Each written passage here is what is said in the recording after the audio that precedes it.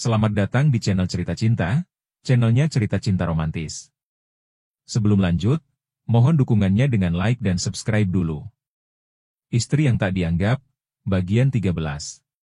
Anjani duduk di kursi belakang, sementara Jamal dengan tenang mengendalikan setir. Namun ketenangan itu mendadak pecah, ketika suara Jamal terdengar waspada. "Bu, apakah ibu punya musuh?" Tanyanya tiba-tiba. Anjani mengerutkan kening. "Musuh?" "Sepertinya tidak," jawabnya heran. "Kenapa bertanya begitu?" "Ada beberapa motor mengikuti kita, sepertinya mereka mengincar mobil ini." "Masa sih?" Anjani menoleh ke belakang, meski pandangannya terbatas. "Mereka sudah membuntuti sejak kita keluar dari kantor kementerian," ucap Jamal lagi, matanya tetap fokus ke jalan. Anjani merogoh tas dan mengangkat ponsel. "Sial, baterainya lowat." "Ada 5 motor dan 1 mobil," ucap Jamal cepat. "Dari mana kamu tahu?" tanya Anjani. "Saya ini mantan sopir lintas pulau, Bu. Saya tahu kalau ada tanda-tanda bahaya. Kalau gitu, bawa ke tempat ramai atau ke kantor polisi." Jamal terdiam sejenak. "Ibu mau tahu mereka itu begal atau orang suruhan musuh ibu?" Belum sempat Anjani menjawab, mobil mendadak berhenti dengan suara rem yang memekakan. "Kenapa, Pak?" tanya Anjani gugup. Ada mobil van tiba-tiba ngerem di depan. Anjani menoleh, 5 motor dan 1 van telah mengepung. Sekitar 15 orang keluar dan beberapa bersenjata tajam. "Banyak banget, dan mereka bawa senjata. Putar balik, atau tabrak saja mereka," seru Anjani. "Gak bisa, Bu. Maju atau mundur juga gak bisa." "Ya Tuhan, terus kita gimana?" Tiba-tiba terdengar suara, seret, goresan di sisi mobil. "Hai Jumron!" maki Jamal, membuat Anjani terkesiap. "Ibu tetap di dalam mobil, jangan keluar tanpa perintah saya," ujar Jamal tegas, wajahnya kini berubah dingin dan siap menghadapi bahaya. Jamal membuka pintu mobil perlahan, matanya mengamati satu persatu pria yang mengepung mereka. Ada belasan orang, sebagian memegang senjata tajam, sebagian lagi hanya mengepalkan tangan siap menyerbu. Wajah mereka penuh percaya diri, meremehkan pria parubaya yang keluar tanpa senjata.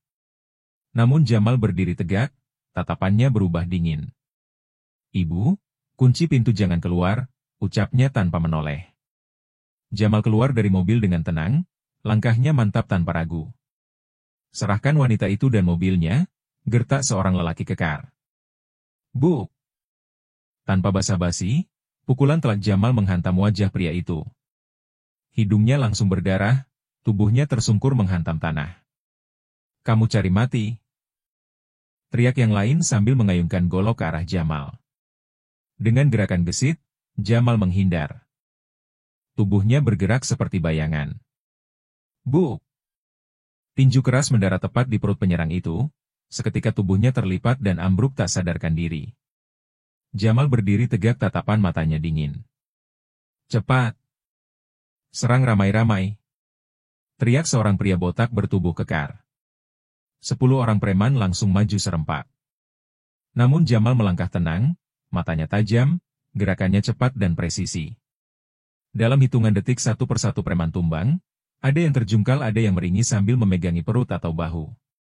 Anjani hanya bisa terpaku di dalam mobil, menatap tak percaya dari balik kaca. Siapa Pak Jamal sebenarnya? Batinnya tak henti bertanya.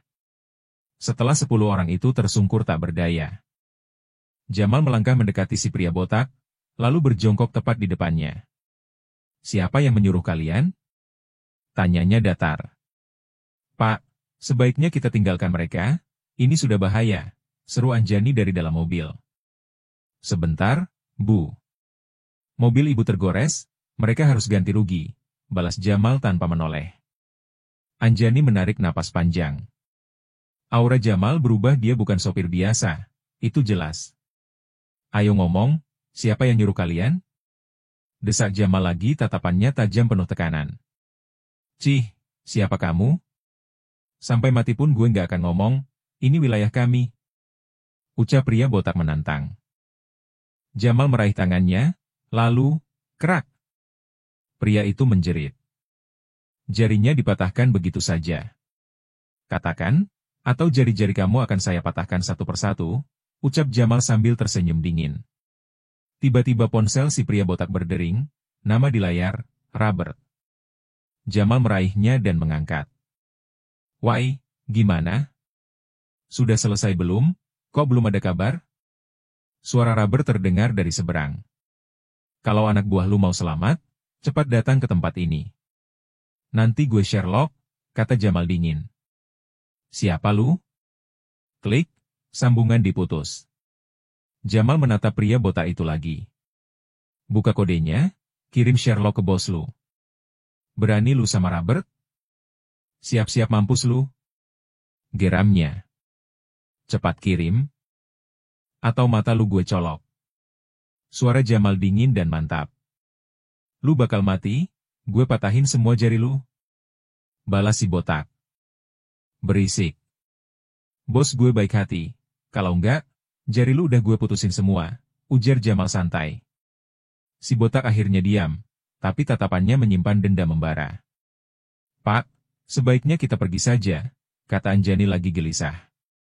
Tunggu dulu, Bu. Ini belum selesai.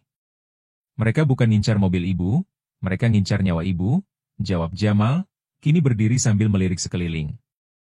Kenapa bisa begitu? Saya merasa nggak punya musuh. Ibu memang orang baik. Tapi justru itu, orang baik seringkali dibenci orang iri. Jangan salah, Bu. Dunia nggak selalu adil, kata Jamal. Tiba-tiba suara deru mesin terdengar mendekat.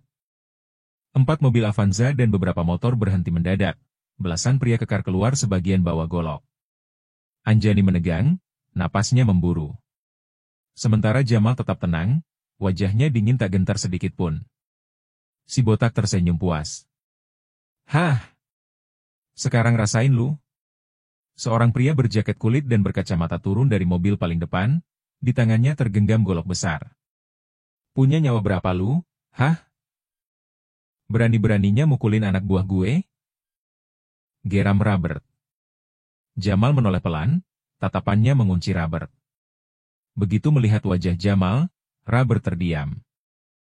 Tangannya gemetar, goloknya terlepas dari genggaman. Tubuhnya bergetar hebat, lalu dia berlutut. Bang, maafin gue. Kirain bukan abang yang jadi target gue. Bang, suaranya bergetar saat bersujud di hadapan Jamal. Emang bukan gue targetnya tapi bos gue, jawab Jamal. Anjani melongo tak percaya. Begitu juga Bowo, si pria botak yang jari tangannya baru saja dipatahkan, wajahnya kini pucat pasi. Bangunlah, ucap Jamal tegas. Gue udah komitmen, gue udah gak mau balik lagi ke dunia kalian. Tapi sekarang gue kasih tahu, nyawa gue milik bos gue, dan ini adalah bos gue. Jangan macam-macam sama beliau, syukur-syukur kalian ikut jagain. Siap, Bang. Ucap Robert dengan suara lirih tunduk tanpa berani menatap. Jamal mendesah pelan. Tapi, anak buah lu udah nyakar mobil bos gue, lu harus tanggung jawab. Robert menelan ludah. Bang, gue belum pegang uang. Jamal mencondongkan tubuh, lalu membisikkan sesuatu di telinga Robert. Wajah Robert berubah. Dia mengangguk cepat beberapa kali. Siap, Bang. Gue urus sekarang juga. Jamal melirik ke arah Anjani, lalu membuka pintu mobil. Ayo, Bu, sekarang kita pergi. Anjani masuk tanpa berkata-kata, dalam pikirannya hanya satu. Pak Jamal, siapa dia sebenarnya? Katanya mereka disuruh Lucy. Lucy itu siapa, Bu? Tanya Jamal, membuka obrolan setelah agak lama terdiam di kursi kemudi. Anjani menghela napas panjang, matanya menatap kosong ke depan. Rupanya dia belum puas juga sama aku, gumamnya pelan. Oh, musuh ibu, ya? Tanya Jamal pelan, namun jelas terdengar nada waspada di suaranya. Dia wanita yang mau menikah dengan suami saya sudah gugat cerai suami saya, tapi sepertinya dia belum puas. Bahkan setelah saya pergi pun, dia tetap merasa terganggu oleh keberadaan saya. Oh, rupanya begitu. Jamal mengangguk kecil, Matanya sesaat berpaling ke spion memastikan keadaan di belakang. Anjani menoleh perlahan, menatap wajah Jamal yang tenang namun menyimpan banyak rahasia. Pak Jamal ini sebenarnya siapa? Tanyanya pelan tapi penuh penekanan. Sedari tadi, itu pertanyaan yang terus menggantung di kepalanya. Cara Jamal bertarung hingga keberaniannya menghadapi belasan pria bersenjata, bahkan aura dinginnya saat menatap bahaya, semua itu tak seperti sopir biasa. Saya hanya manusia biasa, Bu. Yang kebetulan diberi kesempatan untuk tobat, ucap Jamal sambil tetap fokus menyetir. Anjani menatap keluar jendela diam sejenak. Dalam hati ia bergumam, gak penting siapa Bang Jamal sebenarnya. Yang penting dia bisa aku andalkan. Untung saja saya buru-buru bawa anak saya ke rumah sakit. Kalau nggak bisa gawat, ucap Jamal tiba-tiba, seolah ingin mengganti topik. Anjani mendengus pelan. Ia tahu Jamal sedang menghindari pertanyaan. Makanya, kalau anak sakit itu jangan ditunda-tunda, harus langsung diperiksa. Saya nggak mau dengar hal kayak gitu lagi, Pak, tegurnya. Baik, Bu, jawab Jamal singkat terlihat begitu patuh.